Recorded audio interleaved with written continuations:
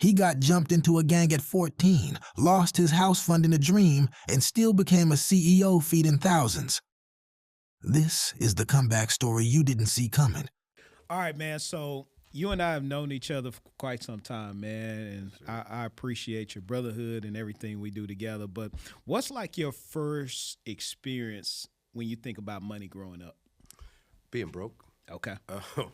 And then having a realization that I was broke when I saw people with money. Mm-hmm. So in third grade, I got bused all the way across town. So it was maybe an hour and 20-minute bus ride. I was the only black person in the school. Okay. And I was by far the poorest person in the school. Mm-hmm. There was no cafeteria because you were supposed to be affluent enough where your mom, your dad, aunt, uncle, grandparents brought lunch to you. Wow. So they pulling up in the Bentley and dropping off McDonald's every day. Yeah, and that's the first time I seen a real Lamborghini.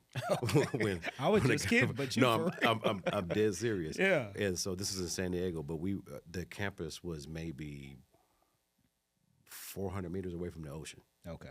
And so that's when I realized my white shirt wasn't white, and that your collar should sit tight, not hang.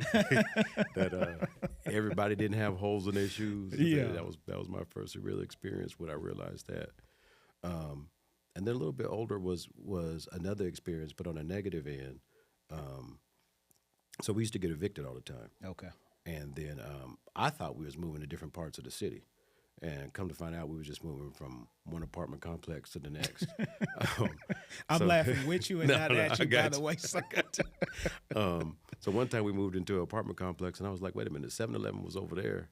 Now it's over here. And I realized I was pretty close. So I walked over and saw some of my friends that I hadn't seen in like 3 years. Yeah. So this was like about 14 years old. Mm-hmm. And they was just as broke as me, but they was geared up. They had FUBU with the Fat Albert pockets. You know, they had all the good clothes. So I wanted to have the good clothes. Yeah. So when I say, hey, like, how y'all dressing well, and y'all poorer than me. Your mama a crackhead, and I never, that type of thing. Mm-hmm. So they took me to a backyard, and they called a guy over, and they say, hey, he trying to be down. He want to be down with us. I didn't know what that meant. Yeah. I just thought, hey, this is where you get the Yeah. FUBU at. This is where Put you me get the down. good shirt. Put me down. So subsequently got jumped in Wow. to a gang and started making money, Mm-hmm. but not the right way. Yeah.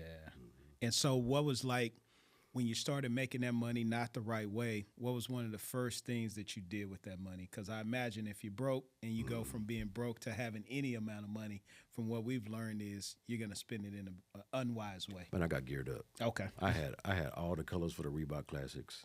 Yeah. I had the Forces, but I wore the black ones because that's thugs wear the black Forces. I had The gangster Nikes, I imagine. the gangster Nikes. Yeah. I bought a pullover even though I'm in San Diego and it's hot.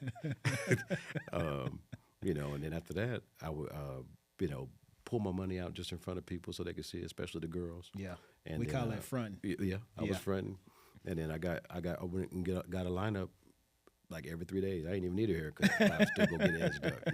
And maybe that's why I don't have no hair now. You let them overline it, huh? Yeah. So that's crazy, man, because one of the things that we've noticed shooting this podcast is it doesn't matter if you grew up in L.A., New York, D.C., Virginia, like everybody's got the same story. Mm-hmm. You got these childhood traumas about money, and then you start thinking about when you get money and, the crazy things that you did. Mm-hmm. So what's one of the best pieces of financial advice you ever got coming up? Save more than you spend. And so that's when it really hit me when I was about 2021, where I said, okay, I need to start saving more money than I spend. And then the other thing is, it's like I started hearing more about diversification. Okay. And so when you say that now, most people think, oh, stocks, bonds, different things like that. But investments aren't just on the stock market. Yeah. And so, when you hear it at 22, 23 years old, it really didn't resonate. Right. But then when I was 24, I met a guy that was the same age as me, and he had 5 different businesses. And that's when I said, okay, let me start paying attention to the stuff that other people are saying. And then I started paying attention to successful people. Yeah. Not actors and rappers and, preachers and different things like that, but just everyday people. and I started seeing what they were doing and asking a lot of questions. How hard was it to like find a mentor when you were around that age? Tremendously difficult, mainly because I worked in financial services, and I moved from California to Virginia. Okay. Richmond, Virginia, the capital of the old Confederacy. So there weren't a lot of black people. There weren't a lot of people that looked like me that were willing to mentor me. And then there were a lot of prejudices that I had internally that I really didn't understand Like what? at the time. What's an example of So that? just asking for help. Okay. Because I always thought asking for help was a sign of weakness, Yeah. or a sign of ignorance. Right. So not knowing how to do something, I looked at it as me being inferior. And so, And that's weighing on everything that you done came up and the gangs and all of that stuff. Exactly. Yeah. So when I realized that I needed to open my mouth and ask for help and not care about what someone thought in terms of my question, that helped me out tremendously. What was it like working through that though? It was Because difficult. it's easier said than done, especially at our age. When you look retrospectively, you're like, I mean, but a young cat right now that's going through it, that's who we talking to. So it's difficult. It's easier said than done because you have a plan and then you walk into it and then your mental experiences and the fear and the doubt sets in and then you talk yourself out of it in a very reasonable way. These folks not going, I can't. Right. Yeah. Or they don't want to, or what if they think this, those type of things. But then I started to look at it the opposite way. What if they say yes? Yeah. What if they want to help me? What if they point me in the right direction? And so that really changed my mindset, which kind of I adopted a phrase that, my attitude determined my altitude. And so that's kind of how I looked at it, as opposed to being bitter about my situation. I became better about my situation. As a father of two young men, three? I forgot about it. You got so many kids, I be forgetting. But as a father of three young black men that are growing up in this society, what are some of the financial values you've laid on them? To be debt free. Good. Actually, let me take that back, because debt is sometimes good. To be bad debt free. So, when you turn 18, it seems like there is a magical mailing list of anybody turns. So Discover and American Express. It and actually MasterCard. is. Really? It actually yeah, is. So yes. those things start showing up. So what I've talked to them about is, let's get the credit, let's get the credit card, but let's see how we can create an asset with that debt. Okay. And that's a lot different than what we were taught. Absolutely. Or if you were taught anything at all. So The only thing I was taught was just make money and buy some good stuff. Yeah.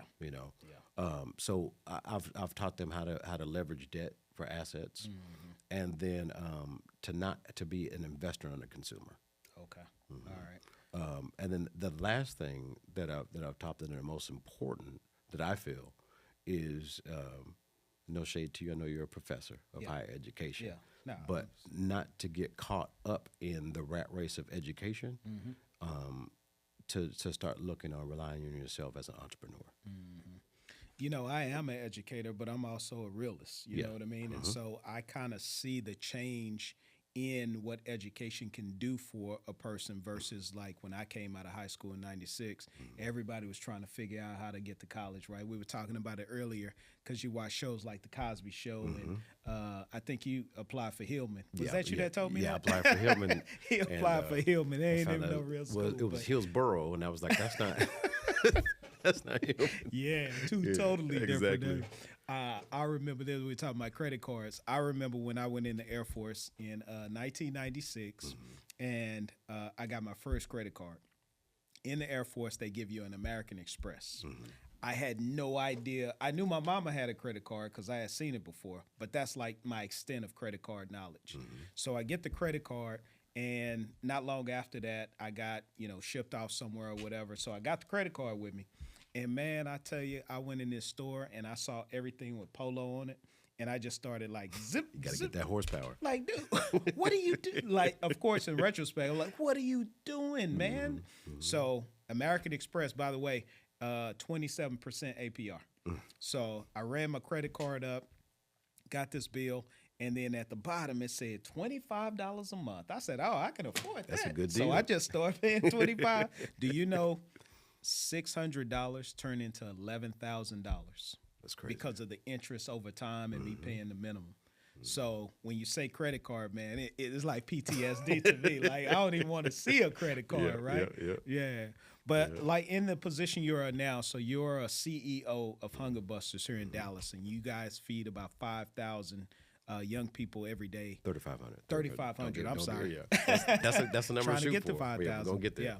So like what kind of opportunities exist in your space to help young people learn about financial literacy? So I'm gonna tell a secret that now is gonna be exposed to the world. Yeah. It's not about the food for me. It's about having access to boys that were like me, for them to be able to see me Yeah. and know that I'm not a ball player, I'm not a rapper, none of those things. Right. But I'm a businessman, and so you would create that relationship through the food to be able to have conversations with them that they may have never ever heard before, and so. We look at it from a generational standpoint where we're kind of standing in the gap to be able to be those black men that they may not ever see again. Yeah. So if there's only one conversation where we drop a nugget in terms of, hey, figure out how to start your own business and talk to them about that. If it's something where, okay, hey, here's the grades that you do need to make to go to college, to be that engineer, to be that scientist, so on and so forth. Or sometimes it's a shift where some people call me a dream killer, but at the same time, like you mentioned earlier, being a realist. If your daddy's 5'6" and your mama 4'11", you're not going to the NBA. Unless you spud with. Right, yeah. And it was a one-on-one, and right? he's 1 in 100 million, One you in know. 100 million. Yeah. And so talking to them saying, hey, it's good to play ball, but let's concentrate on doing this and doing that outside of or in addition to your NBA dream. I always tell young guys, man, I'm like, I'm not a dream killer either because, you know, I think people are actually hating when they tell young folks, you can't make it or the numbers say this. Man, you don't have to say all of that. Say this. Say, all right, what happens when you finish with your career? We were talking to a young man that played in the NFL. 3.5 years is the average lifespan of that career. That means if everything goes well, you come out of high school, you go to college for 2 or 3 years, you play in the NFL for 3.5. You're 25 years old. You still got your whole life in front of you. So, like, what do you do after that? And so I always tell people that I mentor and people that ask me, you know, what should I say to somebody like that? And that's, you know, kind of how I lead them, right? May I add to that? Absolutely. So what I tell the athletes that I come in contact with, too, is while you're in your career, why not have a side hustle where you have all this money where you can start a business? So one person, do you remember Jamal Mashburn? Absolutely. Played for Kentucky, Monster Mash. While he weed company now, right? That, but he owns, I want to say, 40-something restaurants, That's a bunch of car washes. Yeah. But he started those things here in Dallas and other places throughout his Shout out NBA to career. Jamal Mashburn. If you don't sell marijuana, man, my bad. But maybe I'm thinking somebody else. Right, but do it at the same time, because this is the time where you're young, you have a ton of energy, a ton of money, and a lot of notoriety because of you being affiliated with this team. Right so why not use that to create life-changing generational wealth? What are some of the resources that were like mainstays for you as you kind of traversed where you started and where you ended up? So I have a few books that I've read so much that if you touch them, they'll fall apart now. Okay. And so I have to take tape and tape them up. One of them was Think and Grow Rich. Yeah. And then I found Think and Grow Rich, The Black Choice, The Art of War, 48 Laws of Power. And then what I always loved to do was listen to people talk about money, but talk about money in a very positive way. Yeah. You know, Tony Robbins and Zig Ziglar and those successful people before podcasting, all the things was like. I remember the tapes you used to order. Exactly, you ordered the tapes. So those were always mainstays. And then what I also love to do is I used to love to tap into senior citizens. Okay, talk about it. That's good advice. So when you talk to senior citizens, they will tell you what they did wrong.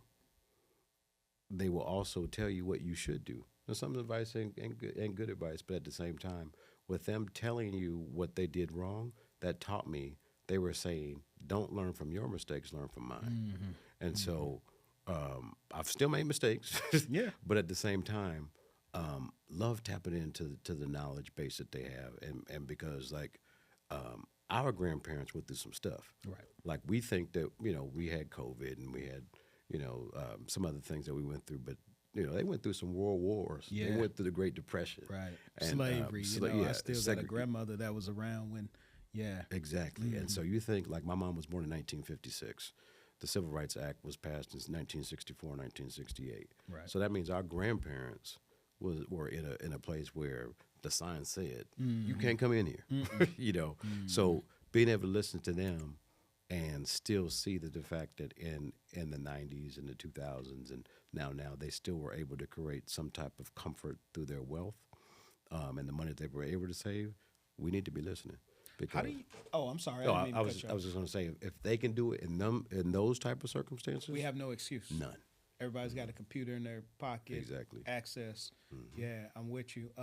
What would you say are some of your financial setbacks? You mentioned that. So what are some that you could share to keep Lord. some young folks? So I use my own cash to fund my business. All right. Not only did I use my own cash, I used a second mortgage to fund my business. I don't have the house anymore. Or that business, right? Or that business. And so like I learned to use other people's money. Yeah. OPM. Yeah.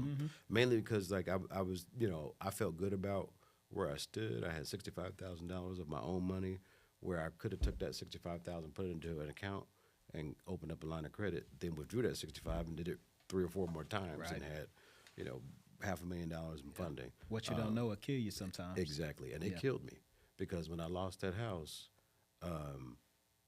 it sent me into I'll be honest, into a depression. It wasn't my first home. It wasn't by no means a starter home. It was a home that I was proud of. It was a home that I could invite people over, and in the back of my mind, I was waiting for them to say, "Man, this is a nice house." Yeah. And so losing that, and then also have to be able to look my children in the eye and say, "Hey, we got to pack our stuff because we got to be out of here on this day." That was hard. That was hard, but it was because I used my own money, and when times got hard, I made a mistake that I'll never make again. I relied on other people, and so, and what I mean by that is this: nobody ever gets anywhere without some help, but somebody said, "Oh, don't worry, I'll take care of this for you." And I waited and waited and waited, and it didn't happen. And then when I lost my house, I realized I could have did it myself, Yeah. as opposed to relying on other people. So I bet on me, and I've never lost. Yeah. How do you stay disciplined in your finances? When you start making real money, because again, a lot of us come from not having money. Yeah. You got money. I'm talking about when you get to the point where you have a career and companies making tons of money. How do you stay disciplined in your finances? So I'm going to steal a line from Dave Ramsey. I still live like no one else, so later on I could live like nobody else. And so what I mean by that is I have a model that I stick to, where it doesn't matter how much money I make, my household budget is $50,000. That's it. So for most purchases, if I can't pay cash, I can't afford it. I'm not going to finance a TV. I'm not going to finance furniture, different things like that. I got a 2014 Lexus, and I'm going to drive it till it fall apart. It's got Bluetooth.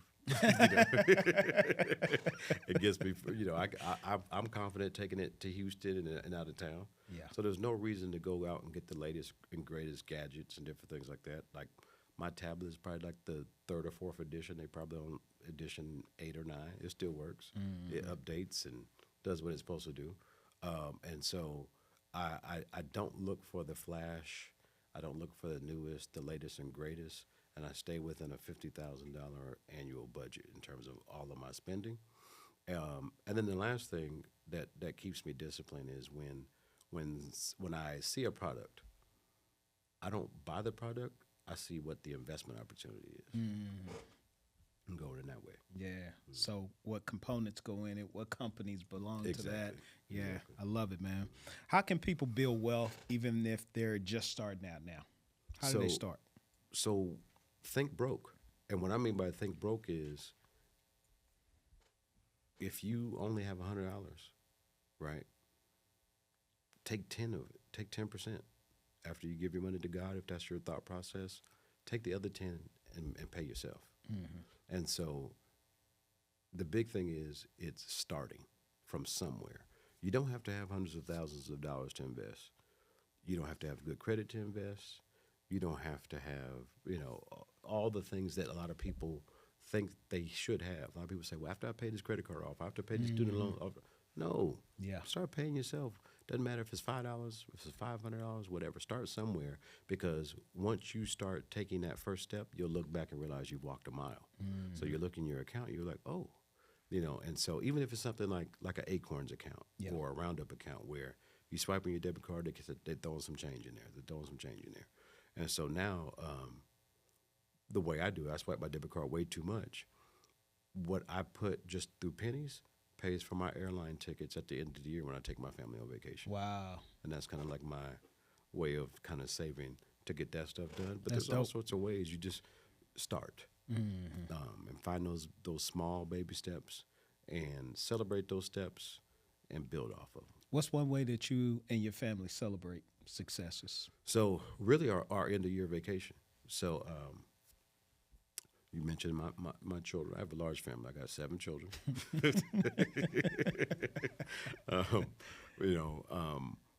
2 bonus children, 5 from a previous marriage. But at the end of the year, I take great pride in saying I'm flying my entire family to the Bahamas. I'm taking my entire family to Cabo. But that's when, I can spend a lot of time with them. Yeah. I do my best to cut my laptop off and not check work email. But at that time, like it's a celebration of the year. Yeah. But also for me, it's a time for me to do some reflecting. So I always think about that boy that had holes in his shoes. I always think about the boy whose stomach was so loud, people was like, "What is that?" And so that's my number one celebration. And then I got to stop this, but I love treating. So Treating? treating.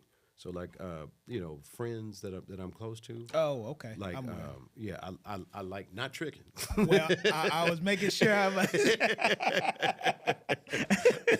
But That's a different podcast. Exactly. That's the underground one. Right. The After Hours podcast. Yeah, But, please. but just being able to have my friends and homeboys Yeah. over, and having some good things to sip on and steak dinner, what have you. Because there was a time where people had to take care of me, Right. and so I like being able to pay it forward. Yeah. Speaking of paying it forward, how do you want to be remembered when you think about your legacy? Oh man, that's a deep question. It is, brother. So I want to be remembered for making some tremendously monumental changes. So we talked about Hunger Busters, and we're a nonprofit after-school feeding program, but we feed elementary school kids, and a lot of times they don't know how bad their situation is, nor do they know how they got into it. They just started remembering life. They was born into it. And so I want my legacy to be remembered where I'm in the process. Let me back up. I'm in the process of starting a program where we're able to touch the parents of the children that we're serving. Offer them a skill or a trade, have them go back to school, and in some cases 6 weeks, and in some cases 9 months, they come out with a certification or some type of trade skill that takes them from working 2 jobs and 80 plus hours a week and only bringing home less than $40,000 a year to working 1 job as a tradesman making $75,000, $85,000, $100,000 plus. Yeah. And so I look at it as a continuation of Dr. King's work of the Poor People's Campaign. His was more government focused. Mine's is more grassroots focused, so that we don't create a cycle of poverty. And so a lot of people are born into something, and so they think, well, Dad worked at the warehouse, I got to work at the warehouse. Right. Now the warehouse don't even exist anymore, but Yeah, you got that same that mindset. same mentality. Yeah. And so my thought is, if I can get to that dad and say, hey, we have a program set up where you can become an HVAC mechanic, and I've got companies that will hire you, even with your record or whatever after this is done. I want my legacy for people that only came in contact with me once, heard about the program. I want hundreds, if not thousands, of people to say, "Hey, he helped make a difference in this community and changed it fiscally." Yeah, I can dig it, man.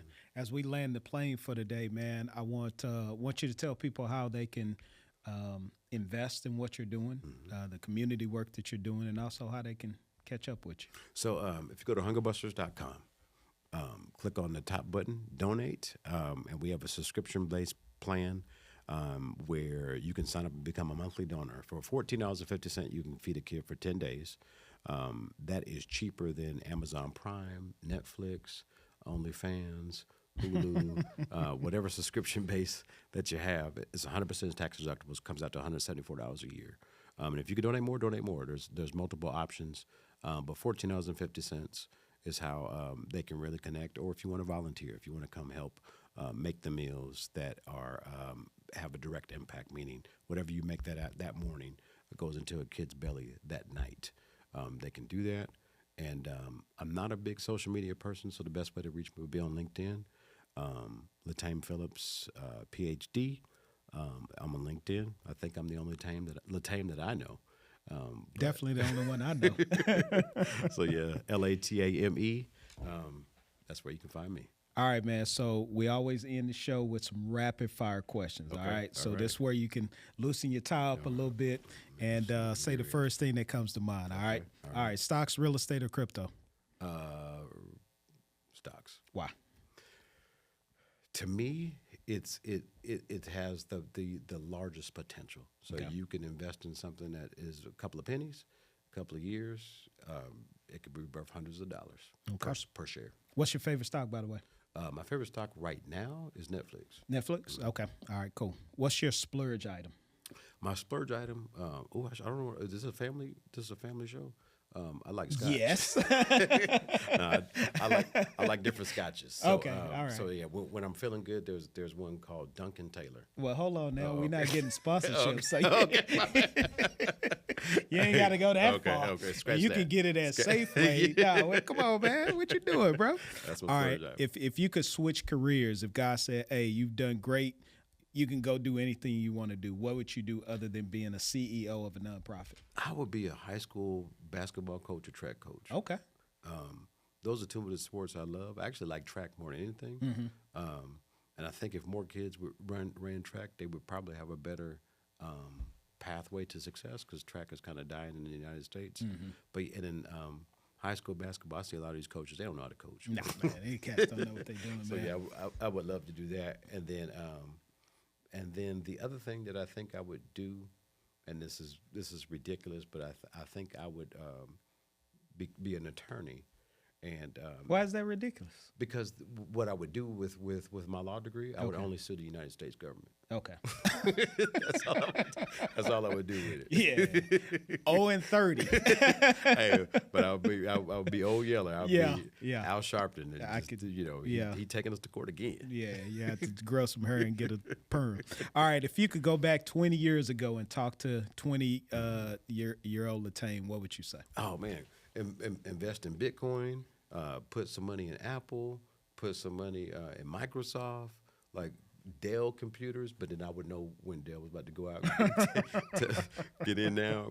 But I mean, there are so many stocks that if you would have put it in a long time ago, Chipotle, all these different, man. I remember when Chipotle first came out. Yeah. And $2.76. Yeah. And I was a naysayer. I said, man, that's just a little Taco Bell Right. that's costing more money. But I can name you about 15 companies that I looked at and passed on. Man, so I would have took Hindsight every is time. 20/20. Exactly. Yeah. Exactly. I would have stopped paying for haircuts. And just grew it out. Yeah, I would have had George Jefferson and just started putting money in. To all these stocks. Not the George Jeffersons. All right, Kobe or LeBron? Oh, Kobe. I'm a West Coast guy. I know, but I'm saying you got LeBron now. Yeah, but- and you got Luka. But LeBron ain't LeBron. He's a Laker, but he's not a Laker. He won a championship. Yeah, but Kobe won 5. I know, but the brother and ain't took it been to there that 7. long. Who? How long was Kobe there before he won his first championship? It was there 3 years. Okay. How long did it take LeBron to win his first? That don't matter. Oh, you asked okay. me. Okay. You asked me. I did. Kobe I or did. LeBron. I'm sorry. These And your I'm- rapid fire and questions. And Kobe is my cousin. Now I love LeBron. Yeah. Don't get me wrong. So this is You like got splitting to, man. hairs. You got love to. LeBron, Yeah. especially the side that nobody talks about. Yeah. He's a husband and father. You Yeah, never man. heard him in any scandals. Ever. You got that school in Akron, Akron, They don't even Ohio. talk about that school, do Not they? at all. At all. And if you graduate from that school, they immediately give you instant enrollment to the Akron University. Yeah. All the money he's put into the community. They say the brother's a billionaire now. Yes. Yeah. and I don't care if he not ready. Yeah, his son wasn't ready, but nepotism happens everywhere. Everywhere. He said, he went to the front office and said, draft my son. Yeah. How Hey. many sons aren't ready to take over Fortune 500 companies, and we see them as vice presidents and all of this stuff? You We want have me to got to you want me to stop start naming names? I can name some. crucify. Not on this show. But seriously, we got to stop crucifying our young black men. Mm-hmm. It's like we always figure out a way to make it bad or make it harder for them. Mm-hmm. Yeah, I'm totally with you. Now, the only thing I'm going to crucify LeBron on is, like, LeBron is going through the same thing I went through with my hair and my hairline. I gave it up. Okay. LeBron needs to give it up. Go ball, brother. Just go ball. Well, call him and see what he tells you. I'm a text. All right, y'all. I appreciate y'all hanging out with us on Money Moves and Mindsets. We'll see you on the next show. Think and Grow Rich.